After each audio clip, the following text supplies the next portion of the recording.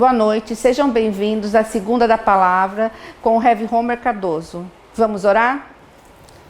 Senhor, nosso Deus e Pai, nós estamos em Tua presença, Senhor, para colocar, Senhor, esses estudos em Tuas mãos, Senhor. Sabemos que o Senhor tem o melhor para nós, Senhor, então abre o nosso entendimento, Senhor, e fale aos nossos corações e mente, Pai. Nós já Te agradecemos, porque sabemos que o Senhor está conduzindo tudo conforme o Teu querer. Em nome de Jesus, amém.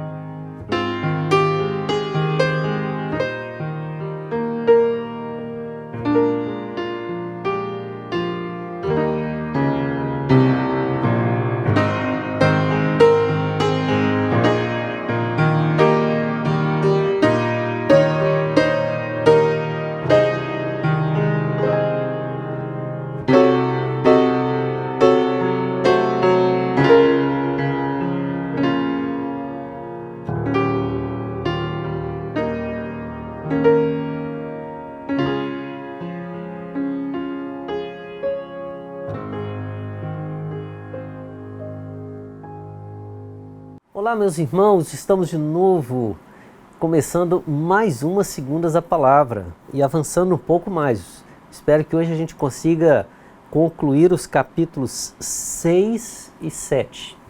Na semana passada, nós estudamos o primeiro ato da segunda fase do reinado de Davi. Só para relembrar, primeira fase, a ascensão de Davi. E nesse momento de ascensão, Davi precisava, ele precisava controlar o seu exército, né?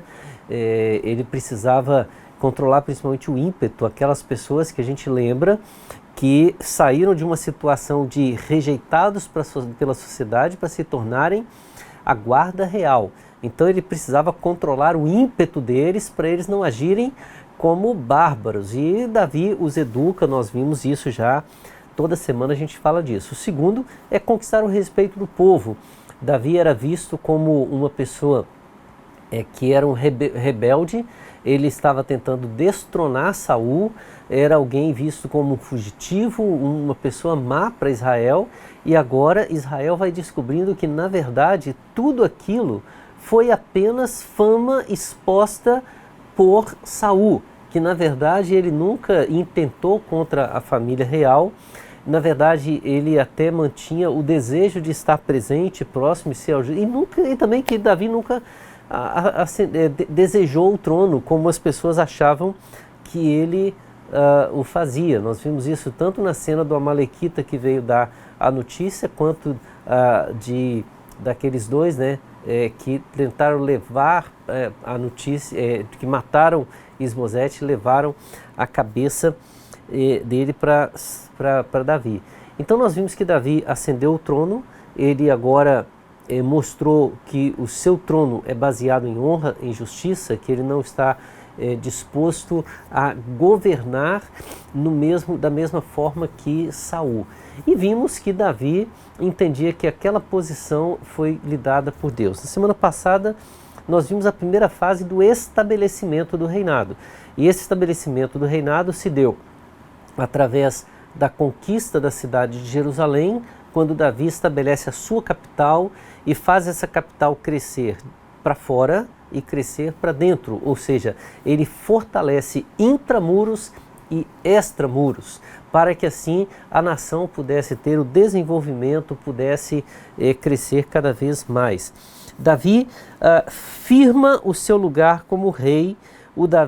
Davi recebe um presente de Hirão, rei de Tiro, que lhe manda cedros, lhe manda trabalhadores, carpinteiros, pedreiros, e faz com que o seu palácio seja construído, uma dignidade real que Davi atribuiu como se fosse uma confirmação daquilo que Deus havia lhe prometido, aquilo que Deus queria para a sua vida, e como se fosse o cumprimento de uma promessa feita lá a Abraão, de que Deus daria ao seu povo a estabilidade, a prosperidade e, acima de tudo, a segurança, né? Farei o teu nome grande, abençoarei, né?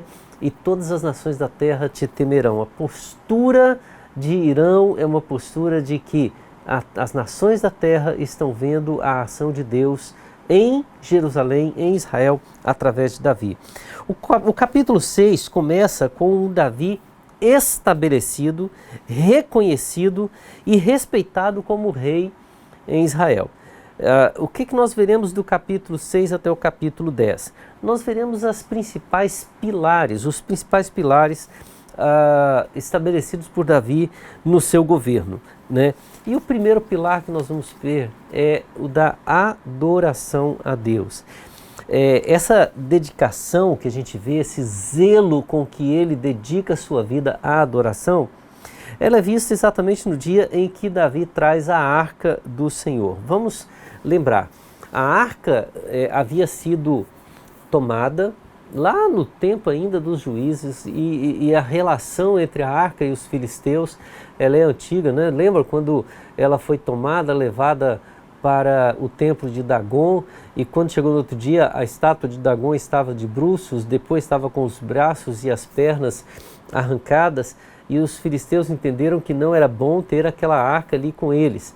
E o fato é que a arca vai passando, e por onde ela passa, ela traz prosperidade, mas aqueles que tratam a arca, né, que simboliza a presença de Deus, com desrespeito, essas pessoas sofrem punições. Então, ao mesmo tempo em que havia um grande desejo de que a arca estivesse de posse da pessoa, no local onde ela teria próximo do rei, próximo das pessoas, né, havia também o medo, porque tratar com a arca é o mesmo que se relacionar com o sagrado.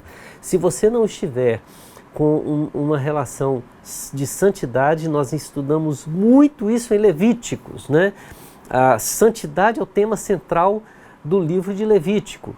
E para que alcancemos a santidade, nós precisamos de ter todo um critério de preparação extremamente cuidadoso, desde a seleção da oferta a ser levada ao Senhor, até a forma de se consagrar para os momentos de adoração. Então, assim, a junção desses elementos na presença da arca era uma responsabilidade muito grande. Para aqueles que procediam de forma a honrar a presença do Senhor, a arca trazia bênçãos, mas para aqueles que não zelavam por uma dedicação à presença do Senhor, a arca era um sinal de maldição. Ela estava na casa de Abinadab, e na casa de Abinadab ela trouxe muitas bênçãos, muitas bênçãos.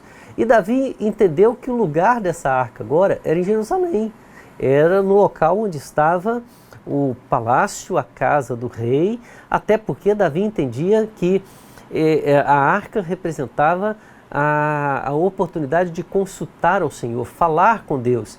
Ali tinha não somente aquele objeto, né? Ao redor da arca estavam os sacerdotes, aqueles que ministravam na presença do Senhor. Então, Abinadab tinha 2 filhos, Uzá e Aiô. Davi então determinou que a arca fosse levada para Jerusalém. Isso nos faz entender algumas coisas. Primeiro, que Davi tinha consciência do papel daquela arca, da importância da arca, não no objeto em si. O versículo 2 do capítulo 6 diz assim: Davi se levantou e com todo o povo que tinha consigo partiu para Balá de Judá, para de lá trazer a arca de Deus, diante da qual se invoca, observe a palavra, o nome. O nome está maiúsculo. A ideia aqui ele sabia que que desde a construção do tabernáculo, a arca estava diretamente ligada ao momento de invocação e de adoração àquele que eles não falariam o nome, tamanha a santidade, tamanho o respeito. Mas este que eles falam, o nome, é aquele que é o Senhor dos Exércitos, o nome do Senhor dos Exércitos, Jeová Sabaoth, e que se assenta acima dos querubins.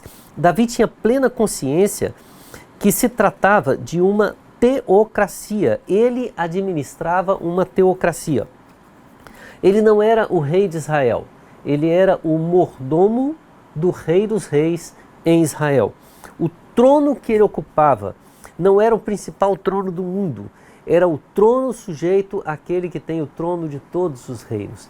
Gente, é muito interessante isso, porque ao mesmo tempo que Davi se assenta em um trono como rei, ele assume o reinado com uma visão diferente de quase todos os reis da época. Porque normalmente a figura do rei no mundo antigo estava ligada à figura de um deus. Ou ele era o próprio Deus, como principalmente os babilônios, os medos, os persas imaginavam, ou ele era o grande enviado de Deus, o nome de Deus na terra, o representante máximo de Deus para justiça. Você vai encontrar muitos que acreditam que a ministração de Deus é feita. Por que o sacerdote antigo tem tanta importância? Porque ele é a voz da consciência religiosa para o rei, que é aquele que tem a autoridade judicial.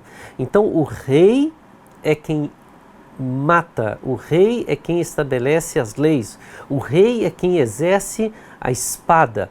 E ele é orientado pelo sacerdote, que é a voz da consciência desse rei, para que a espada não seja usada apenas com a sua própria vontade, né? Mas Davi tinha certeza que ele era apenas um servo que estava sob o comando de Deus. Então a presença da arca em Jerusalém lhe mostraria constantemente que ele não seria ninguém se não fosse a graça de Deus. Ele tinha plena certeza que quem colocou ele naquele lugar foi Deus. Se não fosse a presença e o cuidado e a graça de Deus, Davi não seria apenas ninguém, nada mais do que alguém anônimo na história, né? Mas ele entende isso. Isso lhe trazia profunda alegria e conforto. O versículo 5, ele é um versículo muito interessante, que ele mostra o coração de Davi naquele momento, naquele ambiente de adoração. O texto diz assim, que Davi e toda a casa de Israel se alegravam diante do Senhor com todo tipo de instrumento, de madeira, de faia, com harpas, liras, tamborins, pandeiros e símbolos. Era um ministério de louvor extremamente poderoso que estava à frente na condução. Olha a cena. Desde Balá, na região de Judá, até Jerusalém, a arca foi colocada em uma carroça sendo puxada por bois, conduzidos por Aiô e Uzá. Aiô vai à frente, Uzá vai atrás, e eles vão direcionando os animais no caminho. E logo após a arca, você vê o povo de Israel. A ideia não é a ideia aqui de os príncipes, não está falando de uma autoridade, de um evento político, não está falando de um evento religioso. Ele está falando de um momento de celebração e festa em que o povo de Israel participa a uma só voz celebrando a presença de Deus. Durante toda a caminhada, provavelmente o povo, quando via a arca passando, se unia, dançava e ali fazia festa, trazia a sua celebração. Então, a alegria, ela não estava na presença do rei que estava atravessando a estrada após a arca. A alegria estava no fato de que a arca estava sendo conduzida, a presença de Deus estava ali. O rei seguia a arca junto com o povo. Apesar do seu status, a presença de Deus o tornava igual a todos. A mesma alegria em servir ao Senhor também pode nos levar, entretanto, né, a esquecer que estamos diante do Santo. Então vamos à cena novamente. Ali tem uma carroça sendo puxada por bois. À frente temos Aiô conduzindo, né, a arca. Ela está em cima no ambiente e atrás está Uzá, observando ao redor de si o rei e todo o povo se alegrando com tudo quanto é tipo de instrumentos musicais e eles cantando, se alegrando. Era um momento de festa mesmo, né? É como aquele momento de cantar os parabéns, é aquele momento em que a gente recebe uma notícia maravilhosa e isso aí vai acontecendo durante toda a caminhada. Isso deve existir na nossa vida da adoração. A adoração não está ligada àquele momento de apatia, de angústia, de sofrimento. A adoração é alegria, mas a alegria pela presença de Deus deve nos despertar um cuidado. Qual é o cuidado? A intimidade não deve subtrair de nós o respeito à autoridade divina. Especialmente no seminário, quando a gente está trabalhando na formação daqueles que vão pastorear, cuidar da igreja, a gente dá uma orientação desde o início. Cuidado para que a intimidade com Deus não se torne a sua armadilha. Às vezes a gente vai estudar a palavra de Deus e a gente começa a estudar a palavra de Deus com tanto afinco que começa a esquecer que ela é a palavra de Deus e passa a tratá-la como um livro técnico para os nossos estudos. Ela acaba se tornando um livro de literatura. E aí, nesse ponto, a gente passa a olhar para Deus como objeto do nosso estudo. Como muitos usam, Deus é o objeto da nossa adoração. Deus não é um objeto, Ele é o Senhor da nossa adoração. A palavra não é o ambiente onde eu busco conhecimento, ela é aquela que me instrui. Na nossa confissão de fé, a gente diz que a palavra de Deus é a nossa única regra de fé e prática. Então eu não examino as minhas regras e as práticas para ver se a Bíblia fala corretamente. Eu não avalio se a Bíblia atende à minha ética. Eu leio a palavra, compreendo o que Deus está falando e aplico isso na minha vida como regra, como prática, como ética. Tudo na minha vida deve derivar da palavra. Agora, à medida que estamos mais próximos, menos a gente tem consciência desse impacto da palavra de Deus. O incidente com Uzá, ele mostrou que provavelmente o povo estava mais preocupado em agradar o rei do que em adorar a Deus. Davi está ali seguindo a arca com o coração jubiloso na presença de Deus. Mas parece que em algum momento o povo estava feliz de estar ao lado do rei. E o texto, é muito difícil entendermos o peso que a mão de Deus coloca sobre Uzá, uma vez que o relato parece nos mostrar que ele estava evitando que a arca caísse da carroça, né? Então, assim, parece que os bois tropeçaram e ao tropeçar, Uzá percebeu que a arca ia cair. Então ele imediatamente corre lá e segura para que a arca não caia e não tenha a sua destruição ali. E Deus tira a vida de Uzá por isso. Parece um peso excessivo, né? É claro que Davi vai dizer que Davi vai ficar irado, nós vamos ver isso mais à frente. Mas o que nós temos percebido no texto? Em algum momento parece que ele, Uzá e Aiô, eles estiveram concentrados no seu serviço, mas parece que à medida que o caminho foi sendo trilhado, eles começaram a se alegrar de serem os carregadores da arca. Provavelmente Uzá, e aí o que eu entendo? Quem está conduzindo a caminhada é Aiô. Uzá está conduzindo a segurança. algum deles, em algum momento, ou ambos, ou talvez só Uzá, eles tiraram a atenção do seu serviço. Eles começaram a se alegrar em estar naquele local. Eles começaram a perceber que o rei estava junto com eles. Eles começaram a ver que estavam numa posição de importância. Então, na verdade, o grande problema do texto não é a arca ter caído, é os bois terem tropeçado. Isso não deveria acontecer se a velocidade fosse adequada, se a atenção no caminho que eles estivessem passando fosse adequado. Então, no momento em que os bois tropeçam, o acidente ocorre, e isso aconteceu por desatenção, por falha. A ação de Uzá foi uma tentativa, então, de corrigir o seu erro e não deixá-lo visível a Davi. É como se naquele momento Uzá olhasse e falasse assim: gente, nós tiramos a atenção. Tem um texto na Bíblia que registra isso muito bem. Fala que ninguém que tendo posto a mão no arado olha para trás, né, é digno de continuar. Ele não vai fazer o trabalho certinho. Se você está querendo os sulcos retos, você segura o arado e olha para o seu caminho. Se você olhar para trás, você desvia o boi do seu caminho ou você perde a concentração e o resultado é que a coisa vai sair torta. O que nós temos aqui é isso. Uzá olhou para trás, Uzá perdeu a sua direção, e quando ele viu que iria ter um acidente por causa disso, pensando em Davi, ele tentou corrigir para que o rei não percebesse o que aconteceu. Mas Deus vê todas as coisas. Aparentemente, Davi não viu a cena. E por isso seu coração se encheu de ira. E ele reclamou com o Senhor, colocando naquele lugar o nome de Perez Uzá, ou seja, aqui Uzá foi destruído.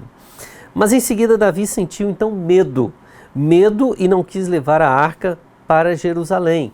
Ele sentiu medo porque ele percebeu que se o coração do povo não estivesse totalmente voltado para Deus, ali haveria um grande problema. Vamos tirar algumas lições preciosas dessa primeira cena antes de continuarmos. Primeiro, a alegria do serviço não deve desviar a nossa atenção e mudar o foco da nossa adoração.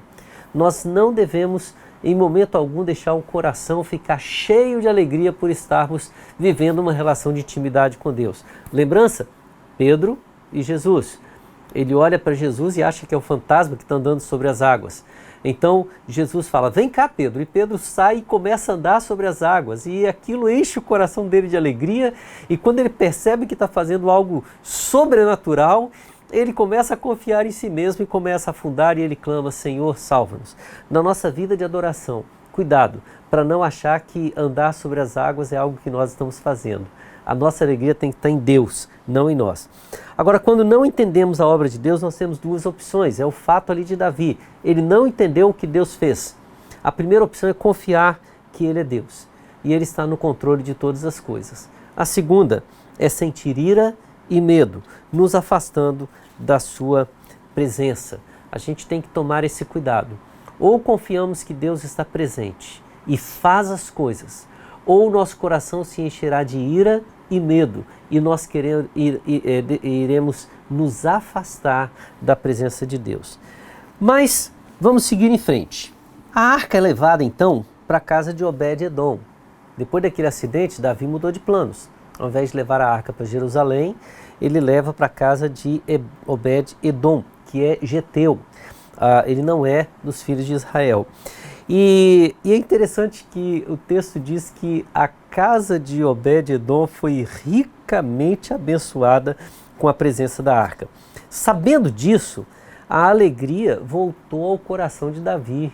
Ele começa a entender de novo, né, a importância da arca estar em Jerusalém.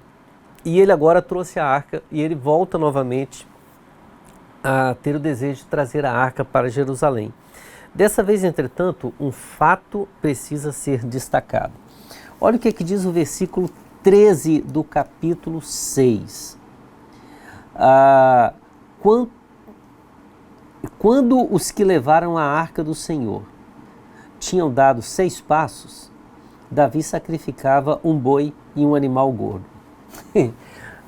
O que estava faltando da primeira vez? Excesso de alegria, falta de zelo para com a lei do Senhor, né? E Davi agora se lembra de outro tema essencial quando a arca do Senhor foi colocada, né, no tabernáculo. O tabernáculo ele era marcado por sacrifícios. O que era o sacrifício? Lembra que a estrutura do tabernáculo, você tem o pátio onde ficam as pessoas e só entra no local chamado depois no templo de átrio, né? Mas o local onde ficava o altar do holocausto, onde ficava a bacia de bronze, esse local era um local de acesso do sacerdote e do adorador, ou seja, a pessoa que levava o sacrifício, ali ele apresentava perante o altar. O material dali que deveria ser queimado era queimado perante o altar. A oferta que deveria voltar para o ofertante, ela era entregue a ele, e algumas partes eram levadas para um local chamado local santo, onde apenas os sacerdotes estavam. Ali eles se alimentavam, tinha os pães da proposição, ali tinha o incensário, e ali eles se alimentavam das ofertas que eram trazidas no sacrifício. Mas a arca estava dentro do Santo dos Santos. Ela estava no último ambiente, onde apenas o sumo sacerdote ia uma vez por ano. E para chegar lá, era necessário que sacrifícios fossem feitos.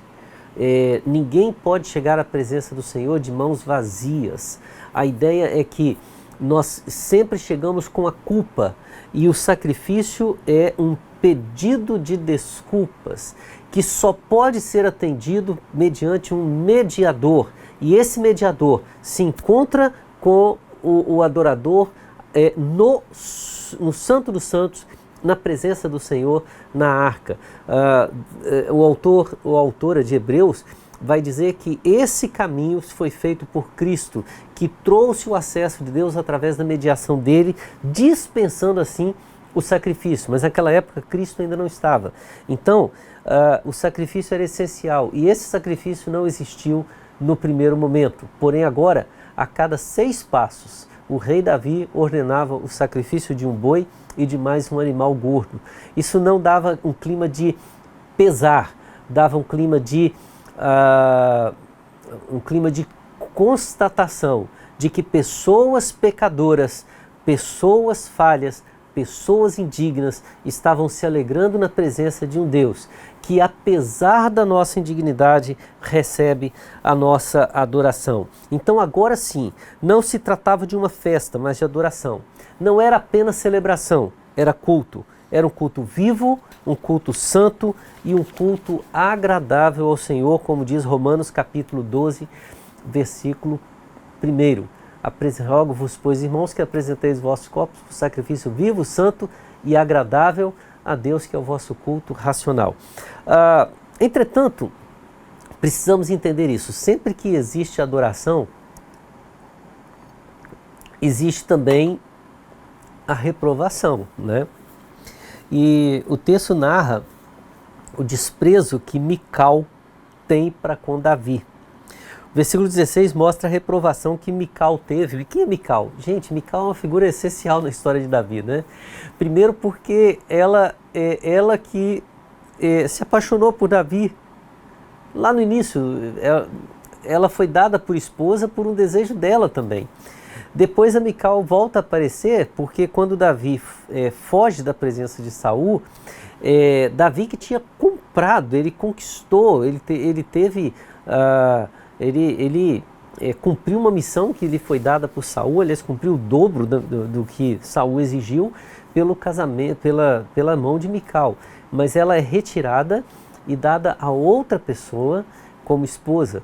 E quando Davi recebe de Abner a proposta para conversar, para eles conversarem sobre a possibilidade de Davi assumir o trono, a exigência dele é: quero minha esposa de volta, que foi tirada e dada a outro homem. E a gente viu a cena que Isbosete ordena que se cumpra a vontade de Davi, Mas Mical parecia ser uma excelente esposa. E nós vemos o seu marido chorando até o momento em que ele foi mandado embora por causa daquela situação. Então a gente não sabe exatamente qual das duas Mical retornou para Davi. Se era aquela que o amava quando no início da sua presença junto com seu pai no palácio, ou se era aquela que construiu um lar saudável ao redor deste outro marido que, ao que tudo indica, a amava, né, profundamente e chorava por ela. O fato é que ela agora está no seu palácio, olha da janela e vê Davi dançando. Olha o que o texto diz, né? Davi com todo Israel levou a arca do Senhor com júbilo e ao som de trombetas. O versículo 14 diz: Davi dançava com todas as suas forças diante do Senhor. E ele estava cingido com uma estola sacerdotal de linho. Mical olha para isso e diz assim, ao ver o rei Davi, que ia saltando e dançando diante do Senhor, ela o desprezou no seu coração. Gente, é uma cena pesada, porque a ideia que tem aqui é que Davi estava com aquele vestidão de linho e ele pulava e aparentemente mostrava a sua intimidade durante a dança, né? E isso encheu o coração de Mical de angústia. Então ela repreende Davi quando ele chega no versículo 20. Quais foram as três principais repreensões que Mical fez a Davi? Primeira, ela diz assim: Davi, você fez um papelão. Você fez um papelão. Na visão de Mical, o comportamento de Davi lembrava a sua vida regressa e tirava dele a autoridade real. O primeiro motivo é que ele não se mostrou diferente do povo.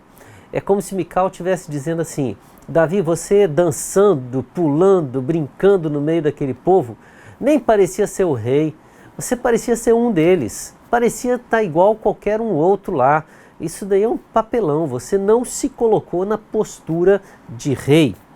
A segunda reprovação de Mical foi porque Davi não impôs a sua autoridade. Na visão de Mical, o rei jamais deveria ser visto com seus servos e servas no mesmo nível de relacionamento. Olha o que ela diz: que bela figura fez hoje o rei de Israel. Reprovando, dizendo, o rei fez um papelão, se mostrou igual a qualquer um outro. E agora ela diz assim: descobrindo-se diante das servas de seus servos. Observe que ela diz assim, ela faz aquele menosprezo, as servas dos seus servos.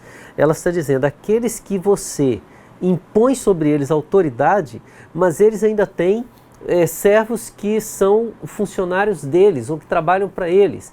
E isso mostra o nível ao qual Mical rebaixou Davi, dizendo que o rei ele deveria se impor diante dos seus servos, mas ele estava ali se expondo diante dos servos dos servos. Davi, você além de fazer um papelão, virou motivo de piada em todo o palácio. Você não se mostrou, você se igualou àqueles que não têm a dignidade e a honra de um rei. E o último desprezo, a última reprovação de Mical foi: Davi, você agiu como um sem vergonha.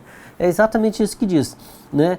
É como se descobre um sem vergonha qualquer, um malandro, uma pessoa que não tem pudor, uma pessoa que não tem nenhum compromisso ético. Na visão de Mical, Davi era tão sujo como qualquer pessoa que não tem nenhum pudor. Em outras palavras, Mical disse: Davi, você chegou ao fundo do poço por causa da arca do Senhor. A resposta de Davi é muito interessante. No versículo 21, ele fala assim: Mical, seu pai atendia esses critérios que você estabelece, mas ele foi rejeitado por Deus. Olha só, eu fiz isso diante do Senhor, que me escolheu em lugar de seu pai e de toda a casa dele, ordenando que eu fosse príncipe sobre o povo do Senhor e sobre Israel. Em outras palavras, o que você quer, seu pai tentou. Seu pai tinha o pudor, seu pai tinha o comportamento real, Seu pai tinha, Saul tinha isso. Saul estabeleceu essa diferença. E o que acontece? Deus o reprovou e escolheu a mim, que tenho essa característica que você citou. O segundo ponto que Davi responde a Mical, ele diz assim, olha, o único interesse, aliás, ele diz assim, foi diante do Senhor que me alegrei. Ele diz assim, o único interesse de aprovação que eu tenho é o de Deus. Eu não estou interessado na sua aprovação. Eu não estou interessado na aprovação do povo. Eu não estou interessado na aprovação dos servos e nem dos servos dos servos. A minha alegria, olha que ele diz assim, foi diante do Senhor que eu me alegrei. Ou seja, apesar de você achar que a minha postura e minha compostura foi inadequada ao rei, eu que estava diante do rei e diante dele eu me alegrava. E eu quero a aprovação dele, não a sua. Terceiro ponto, a terceira resposta que Davi diz, ela é muito interessante, porque ele fala para Mical assim, ó, e me farei ainda mais desprezível e me humilharei aos meus próprios olhos. Ele diz assim, qual o problema de eu estar no meio das servas dos servos? Qual é o problema deste povo me ver como igual? Parece que Davi volta de novo a sua história. Ele diz assim, eu já fui alijado da minha família diante de uma honra. Eu vi o exército me desprezando na luta contra o gigante. Eu já fugi como um maluco, eu já morei sozinho numa caverna. As pessoas que se uniram a mim foram os piores elementos. Eu nunca fugia disso. E sendo quem eu sou, Deus me colocou na condição de rei. Somente Deus deve ser honrado, Mical. Não é a mim que as pessoas devem honrar, somente a Deus. E a última palavra é muito interessante porque Davi diz assim, quanto às servas de quem você falou, serei honrado por elas. Deus não faz acepção de pessoas. Essa é a última palavra. É como se Davi estivesse dizendo para Mical naquele instante, Mical, você me despreza porque eu estou me colocando na condição de servo, de escravo, ou no fundo do poço, na condição mais humilhante.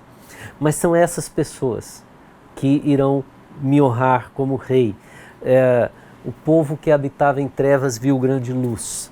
Eu quero terminar citando um texto que eu amo muito, para mim um dos textos mais preciosos da Bíblia, que refletem a postura de Jesus diante daquele momento da sua encarnação. E veja que similaridade entre essa resposta de Davi e o que Paulo fala a respeito de Jesus. Ele diz assim, ó, tenham entre vocês o mesmo modo de pensar, o mesmo sentimento, algumas versões, de Cristo Jesus, que mesmo existindo na forma de Deus, e por que não falar de Davi sendo rei, né? Mas Jesus, muito acima, Jesus ele não ocupava o trono de Israel, ele estava no trono de todos. Ele realmente é aquele que foi adorado por Davi, mas ele, o Senhor Jesus, existindo na forma de Deus, não considerou ser igual a Deus alguma coisa que deveria ser retido a qualquer custo. Pelo contrário, ele se esvaziou, assumindo a forma de servo, tornando-se semelhante aos homens. E reconhecido em figura humana, ele se humilhou, tornando-se obediente até a morte, e morte de cruz. Davi diz, eu me humilharei ainda mais. Davi diz, essas servas são as que me honrarão. E Jesus agora, ele diz assim, Paulo diz, ele assumiu essa condição, ele assumiu sobre si o pior estágio da nossa humanidade, a indignidade de uma morte de cruz. E o que Deus fez? Foi nesse contexto que Deus o exaltou sobremaneira e lhe deu o nome que está acima de todo nome, para que ao nome de Jesus se dobre todo o joelho nos céus, na terra, debaixo da terra, e toda língua confesse que Jesus Cristo é o Senhor, para a glória de Deus Pai. É muito interessante perceber essa postura do rei. O rei não é aquele que se exalta para dar autoridade ao trono. O rei é aquele que se humilha para que a partir do seu trono Deus seja exaltado. Assim foi com o Senhor Jesus. Ele se humilhou, ele se entregou, ele fez o seu sacrifício para que através da sua morte, nós pudéssemos ser encontrados na presença de Deus. Então, o que é que Deus espera de nós? E o que é que nós queremos oferecer ao Senhor? Vamos meditar nisso. Alegremos-nos na adoração, sabendo que Deus é quem é o Senhor e Ele é quem vê todas as nossas ações.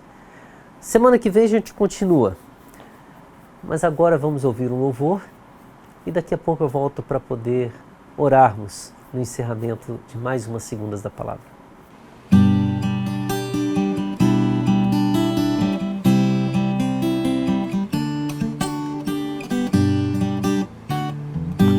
Bem mais que as forças, poder e reis, que a natureza e tudo que se fez,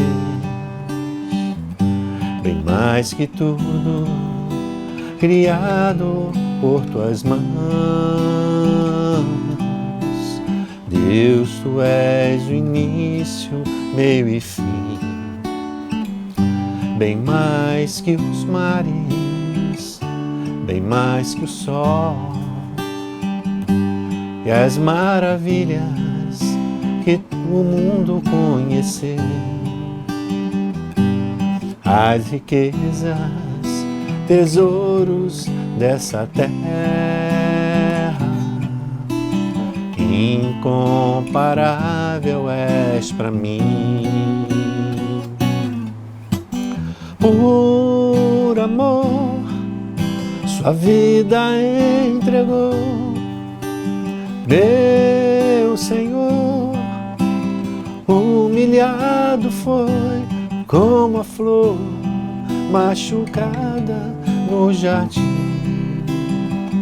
morreu por mim, pensou em mim, me amou,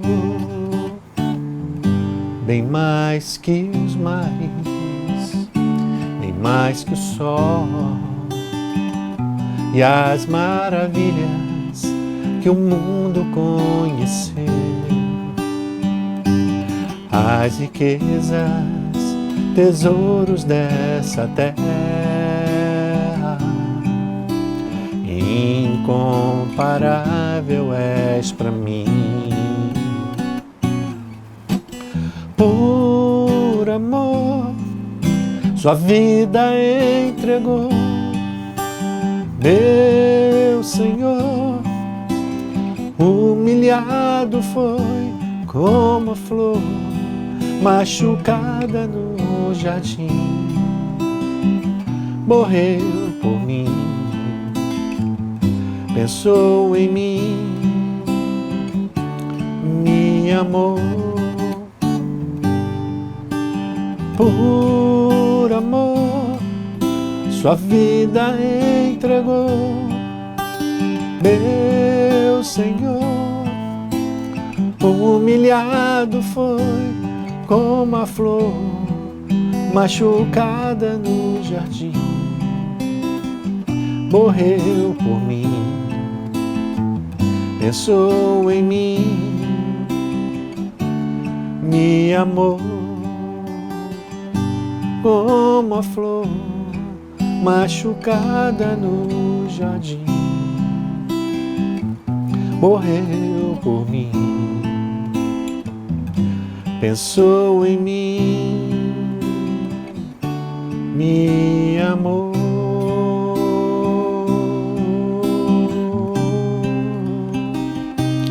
Me amou. Deus querido, Pai amado, obrigado pela lição tão preciosa de adoração que tivemos hoje. Como é bom, Deus, saber que o Senhor porque o Senhor se alegra com a nossa alegria em servi-lo. A espontaneidade, o júbilo em ser quem somos, sem títulos, sem status, sem essas regras litúrgicas. Senhor, nós não estamos falando de algo formal, nós estamos falando da informalidade do nosso coração. Davi não estava no santuário, no templo, na sinagoga, que são figuras neotestamentárias. Ele não estava no tabernáculo, ele não estava na cidade sacerdotal naquele momento, ele estava em um momento de intimidade sua com Deus.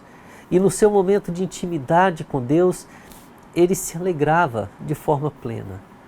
E, ó Deus, é claro, com muita devoção, não era uma festa sem propósito. A alegria de Davi é que o Senhor estava ali, a tua presença era vista. Senhor, nós queremos ter essa mesma alegria na adoração, mas entendendo que a intimidade não nos permite esquecer que o Senhor é quem está no comando, que não é como nós queremos, é como o Senhor requer a nossa adoração. Não podemos te adorar fazendo as coisas que estão no nosso coração. Devemos nos alegrar em fazer aquilo que está no teu coração e o que o Senhor requer de nós.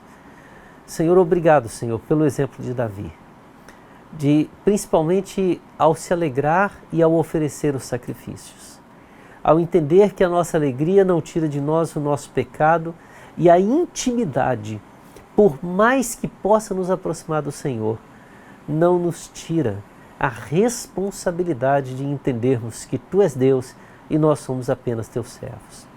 Livra-nos, ó Deus, do julgamento da adoração alheia. Que não sejamos como Mical, querendo preservar um status e esquecer que o Senhor é aquele que verdadeiramente reina em nossas vidas.